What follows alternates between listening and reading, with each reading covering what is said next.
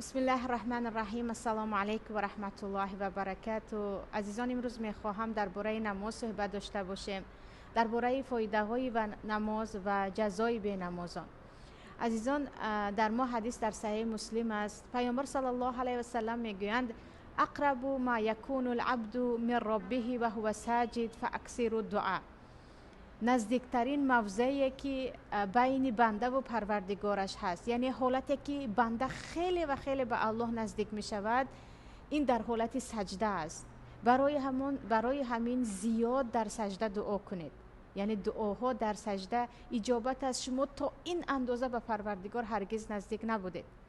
و در ما حدیث دیگر است که وقتی که شما در نماز هستید، شما روی بر روی پروردگار هستید، این طرف و اون طرف نگاه نکنید، شما در نمازتون باشید.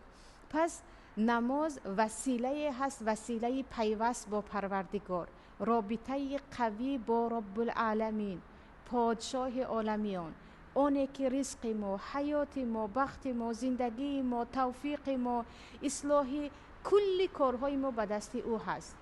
هر کسی که نماز را ضایع کرد، چه امیدی هست به اصلاح حیات و آخرتش؟ اینجا ببینید که نماز زیاده از 67 بار در نماز، یعنی تقریبا 70 بار ببخشید، در قرآن ذکر شده است و عبادت هست یا از رکنهای پنجگانه اسلام است که هنوز پیامبر صلی الله علیه و سلم هجرت نکرده فرض شده بود. اگر حج و زکات و روزه در مدینه فرض شده بود، اما نماز هنوز وقتی پیامبر در مکه بودن، یعنی پیش از هجرت و در شب معراج فرض شده بود. و اینجا ببینید درباره فایده های نماز.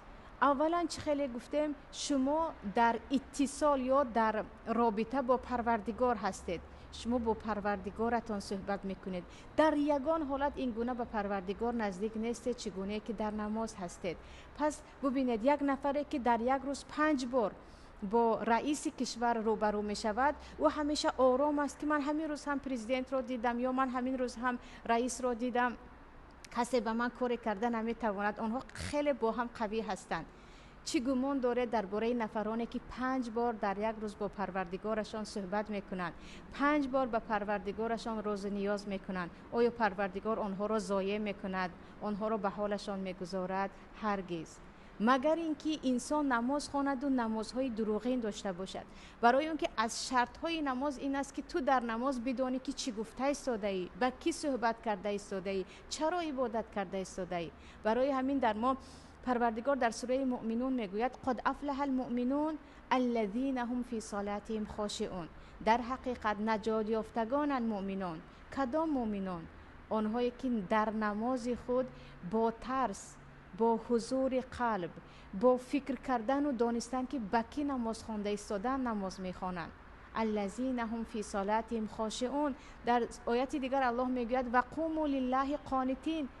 وقتی شما نماز میخوانید، شما باید نمازتون را درک کرده خوانید، با ترس از پروردگار، با اینکه شما با کی صحبت دارید، چرا سجده و رکوع به پروردگار کرده ایستادید و در پیشگاهی چه خالق بزرگ قرار داده بایستید. انا این گونه نماز، یعنی نمازی که در حقیقت رکوعش، سجودش، حضور قلب در جایش هست، این نمازهای هست که در حقیقت به ما فایده میرساند. اما نمازهای با شتابی که نماز منافقین گفتگی هستند، پیامبر صلی الله علیه و سلم از آن فایده نداره. اکنون بیایید ببینیم فایده های دیگری نماز را. الله در سوره معارج میگوید ان الانسان خلق هلوعا اذا مسه الشر جزوعا و اذا مسه الخیر منوعا الا المصلین. الا المصلین. الله میگوید انسان خیلی حلو آفریده شده است. معنای حلو چی است؟ در دوامش میگوید اذا مسه الشر جزوعا. اگر به اون مصیبت رسد خیلی بی صبر است، خیلی بی صبر است، اینقدر بی طاقت است، خودش را به کجا زده نمیتواند، آرامش ندارد، در اضطراب است و میداند که در اضطراب بودن و انسان آرامش نداشتن است چگونه به سلامتی و به روان او ضرر دارد. او به 1001 درد گرفتار می شود. یعنی انسان این گونه بی صبر و بی طاقت است. وقتی مصیبت آمد کلا خود را از دست می دهد. در دوامش میگوید و اذا مسه الخیر منوعا. اما به او اگر خوبی برسد، مال و ثروت دنیا برسد، منوعه، من میکند، بخیلی میکند، حریص است، نمیخواهد چیزی رو به کسی بدهد، خیر ندارد. الا المصلین، بجز نمازگزاران این گونه نیستند. آنهایی که در حقیقت در یک روز 5 بار با پروردگار خود صحبت میکنند و جز این نمازهای نافله دیگر دارند، مثل ضحی و مثل تهجد و دیگر نمازها. اینها وقت مصیبت رسید آرام هستند، بی صبری و در اضطراب نیستند و این چنین وقت خیر به دستشان رسید اینها بخیلی نمی کنند، به دیگران می دهند. یعنی آرامیش خود را از دست ندادن در وقت بایگری و در وقتی کم بغلی را پروردگار نسبت می دهد به نمازگزاران. یعنی این بهترین صفت رو که تو در وقت پولداری هم خودت رو گم نکنی، در وقت مصیبت هم زمان به تو نصیب می شود که تو از جمله نمازگزاران باشی. الذین هم علی صلاتهم دائمون، اونهایی که همیشه در نمازشان هستند، یعنی گاه نماز رو خوانده حالتهای دیگر ترک نمی کنند، یعنی همیشه در نمازهای خود هستند. و فایده دیگری نماز عزیزان، فایده دیگری نماز این است که نماز رزق را زیاد میکند. نماز رزق را زیاد میکند. در ما آیت در سوره طه هست: وأمر أهلك بالصلاة واصطبر عليها لا نسألك رزقا نحن نرزقك والعاقبة للتقوى. الله میگوید اهلت رو، خویش و تبارت رو، خانوادت رو به نماز امر کن. واصطبر علیها، خودت هم برای برپای داشتن نماز صبر کن، با صبر باش. یعنی عبادت های هست که حتما باید ما صبر کنیم. عبادت بی صبر نمی شود. انسان در برابر عبادت صبر داشته باشد، یعنی نخواهد هم تا میتوان به او مثلا نفسش زوری کند، هم او باید صبر کند و نمازش را بخواند. لا نسألک رزقا نحن نرزقک. الله میگوید ما از تو چیزی نمیپرسیم، ما به تو رزق از تو رزق ده نمیگوییم. نحن نرزقک، این ما هستیم که به تو رزق میدهیم. در تفسیرش میگن نماز سبب رزق میشود. چگونه که الله میگوید و من یتق الله یجعل له مخرجا و یرزقه من حیث لا یحتسب، از جایی که فکر هم نمیکردی وقتی تو از الله میترسی و از گناه دور میشوی، الله به تو رزق میدهد. اینجا هم الله میگوید در نماز باش، تو و خانواده ات. نحن نرزقک، این ما هستیم که به تو رزق میدهیم. گمان نکن که نماز میخوانم و من از کار دنیا میمونم و من بی پول میمونم. نه، نماز تو سبب میشود که ما به تو رزق بدهیم. والعاقبة للتقوى، و تمام خیرات، تمام عاقبت های نیک برای نفرانی هست که از پروردگار میترسند. و فایده دیگرش عزیزان، اگر گفتیم فایده سیومش این رزق، زیادی رزق است، فایده چهارم نماز این است که نماز نور است.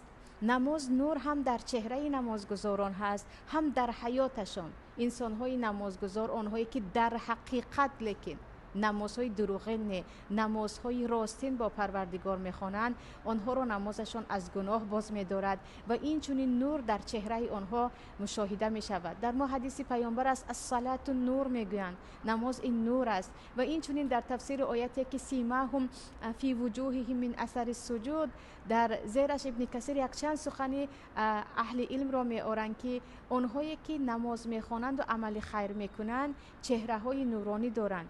صورتش شاید زیش دارند اما چنان چهره گرم دارند، کسی دید میگوید انسانی است که از او ضرر نمی آید، انسانی نورانی است، انسانی گرم است، یعنی چهره گرم دارد. برای همین الله میگوید سیماهم فی وجوههم من اثر السجود. این که هست این امت پیامبر، نمازگزارانی که نمازهای آنها در چهره آنها جلا می دهد، در چهره آنها آثار نماز آنها را دیده می شود. پس نمازگزاران اهل نور هم هستند، هم نور در چهرهشان و هم نور در زندگیشان که نماز سبب می شود آنها به گناه دست نزنند. اور در آیتی دیگر است این الصلاة تنها عن الفحشاء و المنکر، نماز تو را از گناههای کبیره و فحش و فاحشگی نگه می دارد. پس چرا امروز بعضی نمازگزاران به گناه دست می زنند؟ یک میبینی خودش رو نوار کرده ایستاده است، در مسجد نماز خوانده ایستاده است، دوم نوارش رو میبینی کسی رو حقارت کرده ایستاده است یا پول دزدیده ایستاده است یا چیزی دیگر. یعنی این گناه ها رو هم میبینید. برای اون که آنها همان گونه‌ای که باید نماز خوانده شود، همان گونه‌ای که باید در نماز تو با پروردگارت صحبت داشته باشی، تو در پیشگاه پروردگارت کوچک بودن و بندگی خودت رو اعتراف کنی، به گردن بگیری و بزرگی خالقت رو در آنجا اعتراف کنی و از او بترسی که این رو انسان در نماز باید درک کند. شاید این گونه نماز ندارن، شاید نمازی که با ترس پروردگار و با احساس بندگی و با اعتراف بزرگی پروردگار است در آنها نیست که نماز آنها را از فحشا و منکر باز نمی دارد. یعنی نماز سبب می شود آنهایی که در حقیقت با پادشاه پادشاهان، با ملک الملوک رب العالمین صحبت می کنند، آنها به گناه دست نمی زنند. چگونه می توان 5 بار نماز خواند، 5 بار استغفار کرد، 5 بار سبحان ربی الاعلی سبحان ربی العظیم را در همه این سجده ها گفت، بعد از این باز روید گناه کنید، باز روید مشغول گناه های دیگر شوید. برای همین الله میگه ان الصلاة تنها عن الفحشاء والمنکر. اکنون بیاید بگذاریم به جزای بینمازان. اولا عزیزان، همین بسنده هست که علما بین خود اختلاف دارند که آیا بینماز مسلمان است یا کافر است. همین جزا بس است برای مسلمانی که میگوید الحمدلله من مسلمانم و نماز نمیخوانم، بداند که علما اختلاف دارند که این مسلمان است یا کافر است. وقتی نفر 5 بار ندای مؤذن پروردگار رو میشنود و میگوید نه نماز نمیخوانم، 70 بار نماز در قرآن آمده است و نماز نمیخواند، آیا این مسلمان است یا نه؟ بین علما اختلاف است. چون در ما حدیث در ترمذی هست العهد بیننا و بینهم صلات و من ترک فمن ترک کفر، یا که فقط کفر. حتی عهد یا فرق بین ما و کفار در نماز است. کسی نماز رو ترک کرد او مسلمان نیست. و از همین بعضی از علما حتی میگن باور نکن کسی که نماز نمیخواند و میگوید مسلمانم. چیزی دیگر این است که بینمازان رو الله در قرآن منافق میگوید. و اذا قاموا الى الصلاه قاموا کسالى. وقتی به نماز میخیزن منافقین به زور میخیزن، یعنی با تنبلی ارزو دارن که نماز نخونن، به عذاب، به مشقت. یراؤون الناس ولا یذکرون الله الا قلیلا. فقط برای ریا آن هم نماز میخونن. در نماز آنها خیلی شتاب هستند، الله را به خوبی ذکر نمی کنن یا خیلی کم.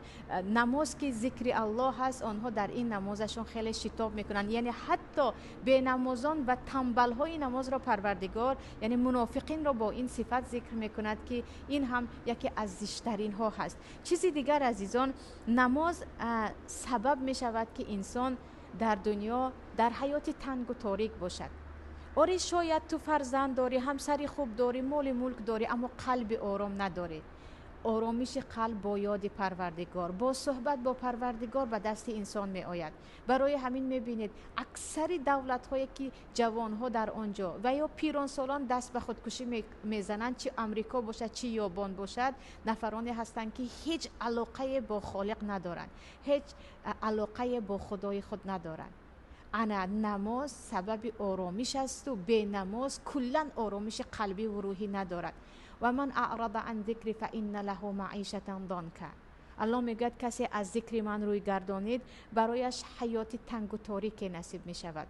و نماز رو میگوید ولذکر الله اکبر، یعنی نماز از بزرگترین ذکر پروردگار، یاد پروردگار است. پس وقتی دست از نماز کشیدی آرامش به تو نمی آید. همه چیز داشته باشیم، تمام شب موسیقی گوش کن، تمام روز در تفریح و رقص و بازی باش، تمام خواسته هایت رو خور، تمام خواسته هایت رو پوش، خودت میدانی. ولی الانسان علی نفسه بصیرا ولو القا معاذیرا. هزار عذر و هزار بهانه پیشکش کنی هم خودت میدونی که تو آرامش قلبی نداری. همان آرامشی که نمازگزاران دارند هرگز انسانی به نماز به دست نمی آورد. و مصیبت دیگر یا جزای دیگری به نماز در دنیای آخرت این است که او چشم سر ندارد، او هرگز سر نمی شود. نگاه کنید در ما حدیث در ترمذی هست که پیامبر صلی الله علیه و سلم میگویند، الله میگوید یا ابن آدم تفرغ لعبادتی املع صدرک غنا و اسد فقرک. الله میگوید ای بنده من، ای فرزند آدم، تو برای عبادت من وقت جدا کن. تفرغ یعنی در عبادت من باش. اما در شرح حدیث میگن معناش این نیست که 24 ساعت عبادت کنی، معناش این است که کار دنیا رو از نماز پیش نگیر. یعنی تو در وقتش نمازت رو انجام ده، در وقتش روزت رو بگیر. اون چیزی که عبادت هست، فرموده الله هست، از کار دنیا بالا ندان، از کار دنیا بالا ندان و عبادت پروردگارت رو، فرموده پروردگارت رو از همه کارهای دنیا بالا بدان. املأ صدرک غنا و اسد فقرک. در این وقت من قلب تو رو پر از غنا میکنم. معنیش این است که به تو قلبی سیر نصیب میکنم، قلبی که قناعت دارد، قلبی که گرسنه نیست، قلبی که آرام است، همیشه فکرش چرا او دارد و من ندارم، نه، قلبی آرام است. و اسد فقرک، و این چونین من کمبغلی رو از تو برطرف میکنم، تو گرسنه نمیمونی. اوری شاید بای و خیلی ثروتمند نشوی، ولی تو قلبی بای داری، قلبی ثروتمند داری که انسان وقتی قلبی ثروتمند دارد او با همه دنیا راضی است. برای او فرق نمی کند چی کمبودی دارد و کیها چی زیادتی دارد. در دوامش الله میگه و الا تفعل ملأت یدک شغلا ولم اسد فقرک.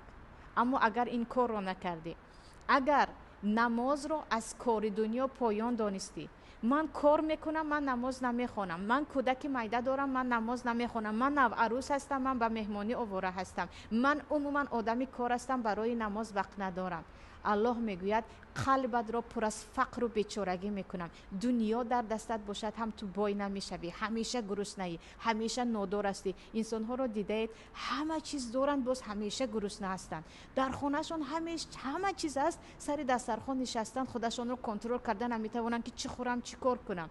برعکس بعضی نفرانی که با اونها فرق ندارد اصلا چی خوردنی هست چی نخوردنی هست، چون همیشه سیر هستند.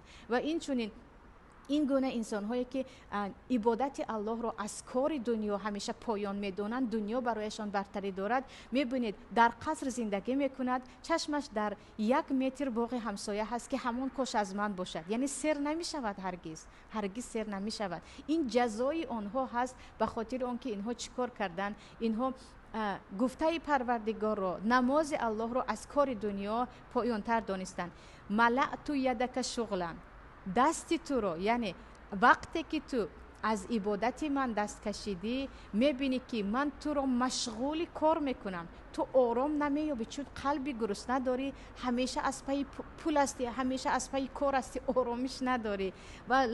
ولم اسد فقرک، و قنبغلی تو رو برطرف نمیکنم. دنیا رو داشته باشیم تو قنبغلی بیچاره هستی، چون نه قلبی سیر داری و نه چشم سیر داری. پس این جزای دیگری هست برای ببخشید نفرانی که نماز را پایانتر از کارهای دنیا میدانند. و عزیزان البته که یکی از بدترین جزای دیگری به نمازان این است که سبب داخل شدن آنها به دوزخ می شود.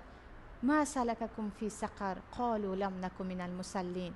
اولین جوابی که اهل دوزخیان میدن که چرا شما به دوزخ افتیدید، اولین جوابشون لم نکن من المصلین، مایان از نمازگزاران نبودیم، مایان نفرانی بودیم که نماز نمیخوندیم و این شو جزای ما. پس عزیزان به گفتن خیلی آسان است. من پیر شدم میخوانم، من وقتی نفقه خور شدم میخوانم، من وقتی انشاءالله کودکان بزرگ شد میخوانم، من مکتب رو تمام کردم میخوانم، دانشگاه که ختم شد میخوانم. اما تا آن زمان آیا عمر به ما وفا میکند وفا نمیکند؟ تا آن وقت هستیم یا نیستیم؟ خدای نکرده به نماز از دنیا رویم. و باز هم بر ضمن این بدونید که آرامش به انسان نصیب نمی شود تا زمانی که انسان رابطه قوی با پروردگارش داشته باشد، و این رابطه فقط در نماز است، فقط در سجده هست و در رکوع هست. این برای همین بود که آرامشی که پیامبر داشتن یگان انسان نداشت، چگونه که نمازهایی که پیامبر داشتن یگان انسان مثل پیامبر نماز نمیخواند. پس اینجا دعا کنیم دعای حضرت ابراهیم را که ابراهیم خلیل با اینکه از اهل جنت هستند دعا میکردند رب اجعلنی مقیم الصلاة و من ذریتی ربنا و تقبل دعا. پروردگارا مرا از جمله نمازگزاران و این چنین فرزندان مرا از جمله نمازگزاران بگردان و دعای مرا اجابت کن. این بود عزیزان صحبت امروزه من. السلام علیکم و رحمت الله و برکاته.